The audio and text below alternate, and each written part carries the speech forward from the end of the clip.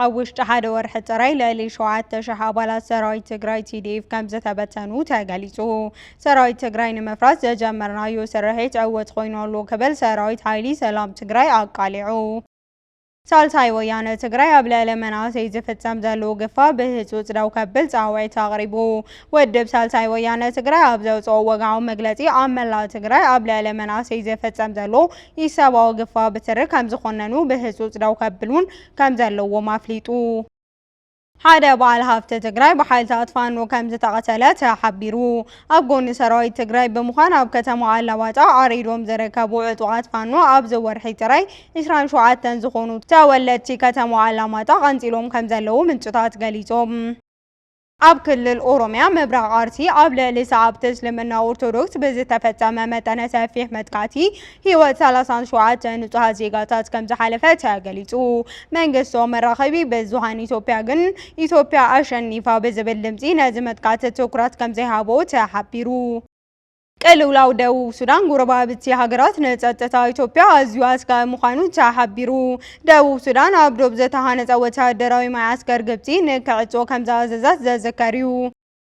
ኣሜሪካ ኣብ ኣፍሪካ ዝነበርዋ ልዕሊ 50 ናይ ቪዛ ማእኸላት ክትዓጹ ምዃና ኣፍሊጣ። ኣብ ኣዲስ ኣበባ ዝርከብ ኤምባሲ ኣሜሪካ ድማ ሓደ ካብቶም ዝተረፉ ማእኸላት ምዃኑ ተሓቢሩ።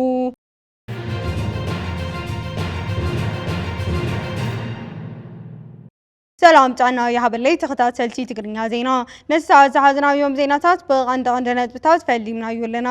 ንሰናይ ምክትታልኩም ብክብሪ ብምዕዳም ናብ ዝርዝሮም ክነስግረኩም።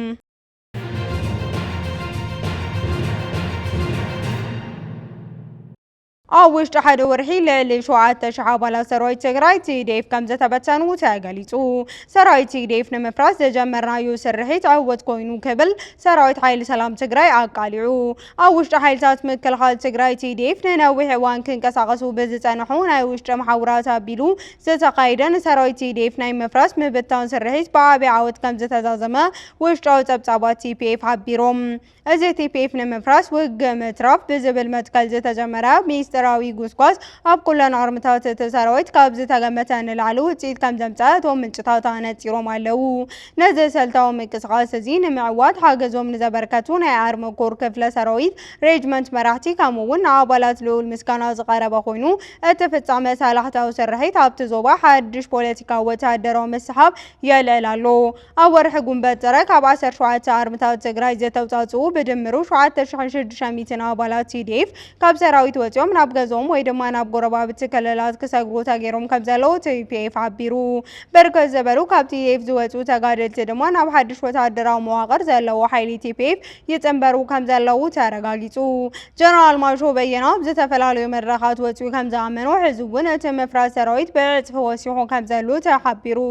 እዚ ምንቅስቓስ እዚ ድማ ገለ መራሕቲ TDF ብምትሕባር ብዝለዓለ ብርኪ ተጠናኺሩ ይቕጽል ከም ዘሎ ተፈሊጡ። ብመሰረት ኮሎኔል ነጋሽ ዘቕረቦ ናይ ውሽጢ ሪፖርት ኣብ ውሽጢ ወርሒ ጉንበት ምብታን ኣባላት TDF ኣዝዩ ገዲዱሎ። እዚ ኮሎኔል ከም ዝሕብሮ ኣብ ውሽጢ TDF ኮይኖም ኮነ ኢሎም ነቲ ሰራዊት ዘፍርሱ ምስ ናይ ውሽጢ ማሕበራት ዝሰርሑ ሚስጥራዊ ኣዘዝቲ ከም ዘለዉ ናብ ማእኸላይ ኮማንድ TDF ከም ዝቐረበ ሪፖርት ተገሊጹሎ። እዚ ጸብጻብ ብስንኪ እቲ ኣብ ትግራይ ዝካየድ ዘሎ ጅምላዊ ግፍዓ ምእሳር ናብ ሰራዊት ንዝኣተወ ሓደሽቲ መናእሰይ ቀጥታዊ ጻውዒት ኣቕሪቡሎ። ሳልሳይ ወያነ ትግራይ ኣብ ልዕሊ መናእሰይ ዝፍጸም ዘሎ ግፍዓ ብህጹጽ ደው ክብል ጻውዒት ኣቕሪቡ። ውድብ ሳልሳይ ወያነ ትግራይ ኣብ ዘውጽኦ ወግዓዊ መግለጺ ኣብ መላእ ትግራይ ኣብ ልዕሊ መናእሰይ ዝፍጸም ዘሎ ኢሰብኣዊ ግፍዓ ብትሪ ከም ዝኩንኖ ብህጹጽ ደው ከብሉን ኣፍሊጡ። እዚ ስጉምቲ እዚ ኣብ ልዕሊ ህዝቢ መናእሰይ ትግራይ ከቢድ ስነ-ኣእምሮዊ ማሕበረሰባዊ ቅልውላው የስዕብ ከም ዘሎ ገሊጹ። ብዘይ ሕግን ስርዓትን ኣብ ልዕሊ ትግራዊ መናእሰይ ዝግበር ዘሎ ኣገዳሲ ግፍዓ ኣብ ዝተፈላለዩ ቦታታት እቲ ሃገር ተጠናኺሩ ብምቕጻሉ ኣብ ልዕሊ ህዝቢ መናእሰይ ትግራይ ከቢድ ጻዕርን ፍርሕን ፈጢሩ ይርከብ። እዚ ብሰንኪ ዘካየድ ዘሎ ጅምላዊ ግፍዓ ድማ መናእሰይ ንስደትን ምምዝባልን ስድራቤት ትግራይ ናብ ከቢድ ናይ ናብራ ስነ-ኣእምሮዊ ቅልውላው ከም ዘእተዎ ውድብ ሳወት ገሊጹ። እዚ ውድብ ኣብ መግለጺኡ ከም ዘነጸሮ እዚ ዝረአ ዘሎ ናይ ጥፋት መስርሕ ነቲ ንሉዓላዊነት ረብሓ ሃገር ተባሂሉ ዝግበር ቃልሲ ኣብ ትሕቲ ሕቶ ምልክት ዘእቱ እዩ። እቲ ብሕወሓት ዝምራሕ ዘሎ ጉጅለ ንህዝቢ መናእሰይ ትግራይ ደጋጊሙ ናብ ከቢድ ሓደጋ ኩናት ዘእቱ ዘሎ ናይ ጥፋት ስጉምቲ ብሓባር ደው ክብል ፖለቲካዊ ፍታሕ ክናዲሉ ፃውዒት ኣቕሪቡሎ ሳልሳይ ወያነ ትግራይ እዚ ንህዝቢ ትግራይ ናብ ከቢድ ጸቕጢ ዘእቱ ዘሎ ገፋ ደው ንምባል ፖለቲካዊ ዲፕሎማሲያዊ ስርሒት ኣዋሂዱ ይንቀሳቐስ ከም ዘሎ ሓቢሩ እዚ ጉዳይ እዚ ዝምልከት ኣህጉራውያን ትካላት ተጣበቕቲ ሰብኣዊ መሰላት ማሕበረሰብ ዓለምን መራኸቢ ብዙሃንን ነዚ ኣብ ልዕሊ ሰብኣዊ መሰል ዝፍጸም ዘሎ ጥሕሰት ኣስተውዒሎም ጸቕጢ ከገብርሉ ጻውዒት ኣቕሪቡሎ መላእ ትግራይ እውን ነዚ ኣብ ልዕሊ መናእሰይ ዝፍጸም ዘሎ ኢፍትሓዊ ተግባር ብሓባር ክቃወም ሰብኣዊ መሰላቱ ንምኽባር ዘድሊ ምንቅስቓስ ኩሉ ክገብር ሳልሳይ ወያነ ትግራይ ጻውዒት ኣቕሪቡ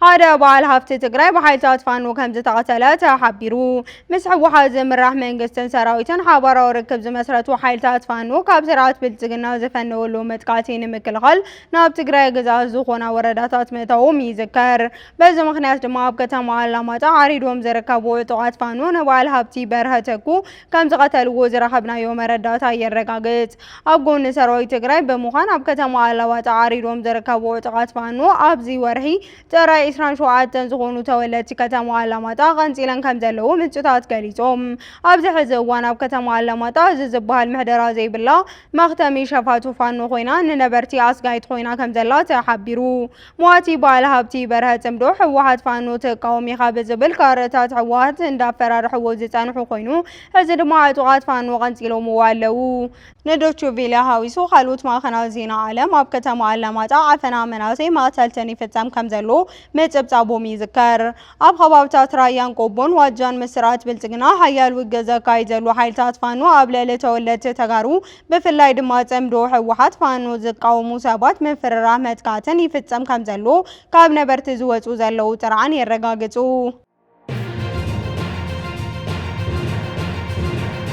ኣብ ክልል ኦሮሚያ ምብራቅ ኣርሲ ኣብ ልዕሊ ሰዓብቲ እምነት ኦርቶዶክስ ብዝተፈጸመ መጠነ ሰፊሕ መጥቃዕቲ ህይወት 37 ንጹሃን ዜጋታት ከም ዝሓለፈ ተገሊጹ መንግስታዊ መራኸቢ ብዙሃን ኢትዮጵያ ግን ኢትዮጵያ ሸኒፋ ብዝብል ድምፂ ነዚ መጥቃዕቲ ትኹረት ከም ዘይሃቦ ተሓቢሩ ኣብ ክልል ኦሮሚያ ምብራቅ ኣርሲ ዞን ኣብ ልዕሊ ሰዓብቲ እምነት ኦርቶዶክስ ብዝተፈጸመ መጥቃዕቲ ህይወት 37 ንጹሃን ዜጋታት ከም ዝሓለፈ ልዕሊ 234 መንበር ገዛውቲ ድማ ሙሉ ብሙሉ ብሓዊ ከም ዝዓነወ ተረጋጊጹሎ እዚ መጥቃዕቲ እዚ ኣብዚ ሰዓት እዚ እውን ኣብ ትሕቲ እቲ ወረዳ ኣብ ዝርከብ ዝተፈላለዩ ቀበሌታት ተጋፊሑ ቀፂሉ ከም ዘሎ ተረጋጊጹ ካብቲ ዞባ ዝወፁ ዘለው ጸብጻባት ከም ዘመላኽትዎ እቲ ፍጻመ ዘውረዶ ሰብኣዊ ንዋታዊ ዕንወት ከም ዘብጽሐ ይገልጽ ኣሎ ኣብቲ ወረዳ ልዕሊ ሓደ ክፍለ ዘመን ዕድመ ዘቑፀረ ታሪካዊ ንድፊ ዘለዎ ጮፋ ቅዱስ ገብርኤል ቤተክርስትያን በቲ ዝተወልዐ ቃፀሎ ምክንያት ሙሉ ብሙሉ ዓንዩ እዩ ብሰንኪ ዝተፈጠረ ከቢድ ናይ ህይወት ኣደጋ ምክንያት ቁፅሮም ኣዝዩ ብዙሕ ዝኾነ ነበርቲ ዘፍረይዎ ንብረቶም ኩሉ ሓዲጎም ህይወቶም ንምድሓን ካብ ዝተፈላለዩ ጫካታት ተሰዲዶም ይርከቡ ካብቲ ሓደጋ ዝተረፉ ወገናት ድምፂ ኩኑና ብምባል ሓይልታት ጸጥታ ፌደራል ብህፁፅ ጣልቃ ኣትዮም ውሕስነት ጸጥታ ክህብዎም ህፁፅ ሰብኣዊ ከቕርቡሎም ብምረት ብብኽያት ይምህለሉ ኣለው እቲ ብሰንኪ ጸጥታ ፀገም 143 መደብራት መረፃ ከይኸፈቱ ካብ ምትራፎም ወፃኢ እቲ ሻብዓይ ሃገራዊ ሓፈሻዊ መረፃ ኣብ መላእ እታ ሃገር ምዝዛሙ ስዒቡ መንግስቲ መራኸቢ ብዙሃን ኢትዮጵያ ሸኒፋ ብዝብል ናይ ዓወት መግለፂ ንማሕበረሰብ የጨናንቕዎ ኣለው ይኹን እምበር እዞም ሚድያታት ነዚ ኣብ ልዕሊ ንጹሃት ዜጋታት ዝወረደ ኣሰቃቂ ህልቀትን ምፍንቓልን ንጎኒ ብምግዳፍ ፍጹም ናይ ስቅታ መንገዲ ምምራፆም ተዓዘብቲ ይገልጹ ኣለው ብዓመቱ ብኣማይት ሚልዮናት ዝቑፀሩ ሃብቲ ህዝቢ ዝፈሰሎም እዞም ትካላት መራኸቢ ብዙሃን ቅድሚ እቲ ሃገራዊ መረፃ ምጅማር እውን ብተደጋጋሚ በቲ ከባቢ ዝንቀሳቐሱ ዕጡቓት ዘኸፈቱ ዝነበሩ ናይ ደም ውሕጅ መጥቃዕቲ ክጽብጽቡ ፈቃደኛታት ከም ዘይነበሩ ተሓቢሩ ቅልውላው ደቡብ ሱዳን ጎረባብቲ ሃገር ንጸጥታ ኢትዮጵያ ኣዝዩ ኣስጋይ ምዃኑ ተሓቢሩ ደቡብ ሱዳን ኣብ ዶብ ዝተሃነፀት ወታደራዊ ማዕስከር ግብፂ ንክዕጾ ከም ዝኣዘዘት ዝዝከር እዩ መንግስቲ ደቡብ ሱዳን ግብፂ ኣብ ጥቓ ዶብ ኢትዮጵያ ኣብ ትርከብ ዞባ ላዕለዋይ ናይል ከባቢ ባጋካ ዘጣየሸቶ ወታደራዊ ማዕስከር ብህፁፅ ክዕጾ ከም ዝኣዘዘት ምንጭታት ዜና ዓረብ ብሰፊሑ ጸብጺቦም ኣለው እዚ ኣብ ከባቢ ክልል ቤንሻንጉል ጉሙዝ ዝተሃነፀ ወታደራዊ ስልጠና ናይ ምሃብ ዋሕሲ ግድብ ኣባይ ናይ ምቁራጽ ሕቡዕ ዕላማ ዝነበሮ ወተሃደራዊ ማዕስከር ምዃኑ ተገሊጹ። በመንግስቲ ኣሜሪካ ዝድገፍ ኣብ ትሕቲ ሚድል ኢስት ብሮድካስት ኔትወርክ ዘመሓደር አልሁራ ዝተባህለ ምንጪ ዜና ከም ዝሕብሮ ሰራዊት ግብጺ ኣብ ዝቐረበ እዋን ካብ ደቡብ ሱዳን ለቂቑ ወፂኡ ኣሎ። ደቡብ ሱዳን ቅድሚ ሂደት መዓልታት ሰራዊት ግብጺ ካብ ግዛኣት ክትወፅእ ዝሓተተት ክትከውን ከላ ነዚ ሰይቡ ድማ ግብጺ ነቲ 260 ወተሃደራት ዝሰፍሩሉ ወተሃደራዊ ዕጥቅታት ዝቕመጡሉ ኣብ ግዛኣት ደቡብ ሱዳን ከፊታቶ ዝነበረት ወተሃደራዊ ማዕስከር ብምስጢር ዓጽያቶ ከም ዝወፀት እንዳተገለጸ ይርከብ። እቲ ወተሃደራዊ ማዕስከር ግብጺ ዝተሃነፀሉ ቦታ ደቡብ ሱዳን ምስ ኢትዮጵያ ኣብ እትዳወሉ ግዛት ኣፐር ናይል ክኸውን ከሎ ኣብ ባጃግ ዝተባህለ ከባቢ ኣብ ጥቓ ዶብ ክልል ቤንሻንጉል ጉሙዝ ኢትዮጵያ ዝሃነፀቶ እቲ ወተሃደራዊ ማዕስከር ንግብጺ ጂኦፖለቲካዊ ፀለዋ ከሕድር ጸኒሑ እዩ። እቲ ኣብ ጥቓ ዓብዪ መፈንጨሊ ሓይሊ ኢትዮጵያ ዝኾነ ፕሮጀክት ግድብ ህዳሴ ዝተሃነፀ ወተሃደራዊ ማዕስከር ግብጺ ብቐንዱ ንኢትዮጵያ ንዓንኬል ጸቕጢ ናይ ምእታው ዕላማ ከም ዝነበሩ ተሓቢሩሎ። ንህንፀት ዓብዪ ግድብ ህዳሴ ክሳብ ሕዚ እትቃወም ዘላ ኣብ ኣቀማምጣ ማይ ተፋሰስ ኣባይ ንዘመናት ዝጸንሐ ኣብ ልዕልታውነት ክትቅጽል ዝተሓሰበት ግብጺ ኣብ ዙርያ ኢትዮጵያ ኣብ ልዕሊ ዝርከባ ሃገራት ወተሃደራዊ ምስፍሕፋሕ ክትገብር ጸኒሓ እያ። ምስ መብዛሕትኡ ጎረባብታ ሃገራት ኢትዮጵያ ስምምነት ወተሃደራዊ ምትሕብባር ክትፈርም ዝጸንሐት ግብጺ ኣብ ገሊአን ወተሃደራዊ ማዕስከር ካብ ምህናጽ ሓሊፋ ሰራዊት ክሳብ ምስፋር ከም ዝበጽሐት ይፍለጥ። ብተወሳኺ ግብጺ ኣብ ውሽጣዊ ኩነታት ሱዳን ብቐጥታዊ ኢዳታውነት ትገብር ከም ዘላ እውን ብዙሕ ዝተዘረበሉ ጉዳይ ምዃኑ ጸብጻባት ይሕብሩ። እዚ ብደቡብ ሱዳን ዝተወሰደ ውሳነ ኣብ ምብራቕ ኣፍሪካ ዘሎ ናይ ሓይሊ ሚዛን ዝቕይር ምዃኑ ዝገልጹ ተዓዘብቲ ነዚ ስጉምቲ እታ ሃገር ብዝፈረመቶ ኣብ ጉዳይ ናይል ናይ ምትሕግጋዝ ማዕቐፍ ስምምነት ቀጥታዊ ምትእስሳር ከም ዘለዋ ኣነጺሮም።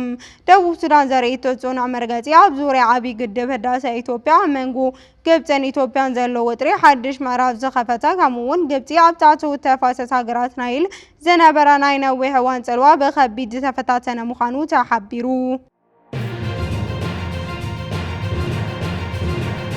ኣሜሪካ ኣብ ኣፍሪካ ዝነበርዋ ልዕሊ 50 ናይ ቪዛ ማእኸላት ክትዓጽ ምዃና ኣፍሊጣ።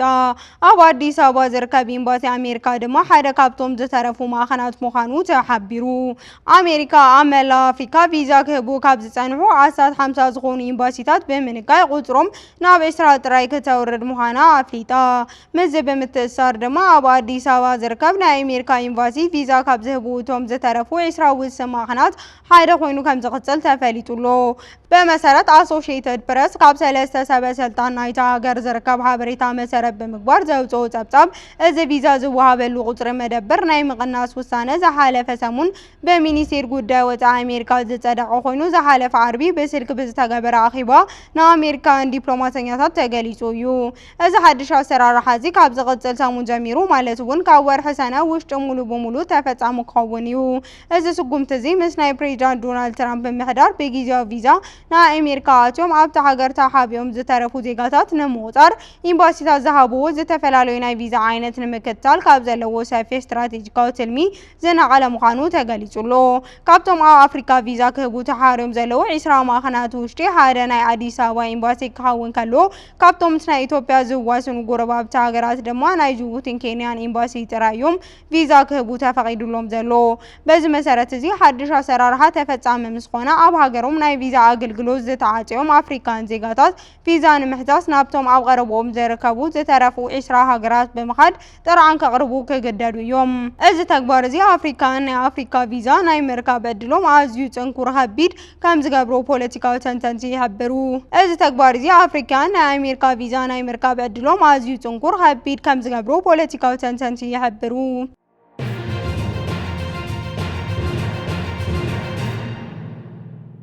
ክቡራትን ፍትዋትን ተኸታተልቲ ዜናታትና ንሳት ዘዳልናዮም ሓድሽ መባለታትን እዋናዊ ሓበሬታታትን ኣብዚ ዛዚምና ኣለና። ንምክትታልኩም ነመስግን።